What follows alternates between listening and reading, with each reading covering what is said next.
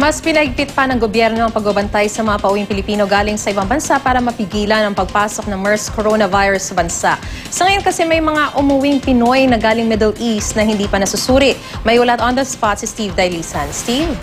Maris, ayon nga sa DOH, ipalalathala nito sa mga pahayagan at paanunsyo na rin sa radyo-telebisyon yung mga pangalan na may halos 300 pasahero ng Etihad Flight EY0424 na hindi pa nito nakokontak para voluntaryo magpasuri at magpa-quarantine.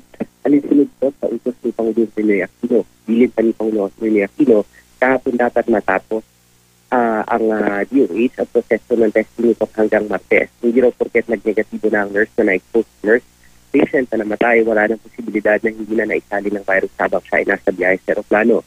Sa pinakauling tala ng DOH, nasa halos 100 pa lang ang natatsak para maipasuri.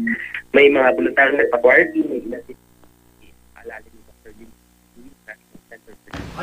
Alright, nagkakaroon po tayo ng problema sa linya ng komunikasyon kay Steve Dailisan.